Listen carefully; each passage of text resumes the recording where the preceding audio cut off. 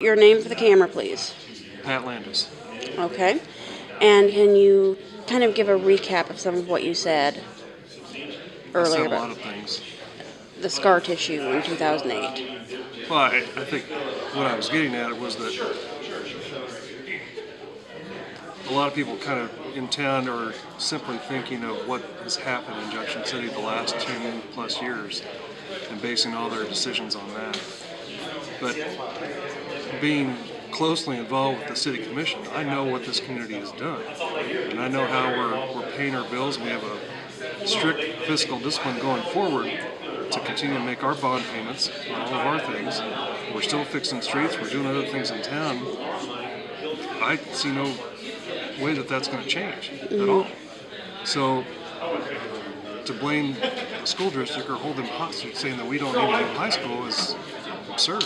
I mean, if you're basing it on what has happened in Junction City with Fort Riley, I think that's an incorrect way of thinking about things. So going forward, we have a great plan in place for the high school. 48% of the bond payment will be paid by the state. Our school district is receiving millions of dollars a year in heavily impacted aid. Even in the worst case scenario, if impacted aid is halted after year 4, they're already going to have $65 to $75 million in the bank that will continue to accrue interest so that they can make their payments off of that for the residual minus the 48%. So any school district in our state would be happy as can be if they could build a brand new high school for this great luxury that we have.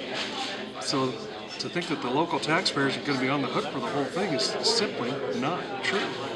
And those of us on the committee, even the folks that came here initially back in early November and saying, well, there's no way I would ever vote for this, they've changed their mind because they now understand how this project will be financed and what we can do with it and how it's really going to be a huge impact not only for the school district but for the city and the county. This is a great recruiting tool and marketing tool for our community as well. For new folks coming to Fort Riley, they look around and see what the school district looks like. How new are the schools there? The majority of our schools have been renovated within the last 10 years. So the final piece of that is the high school.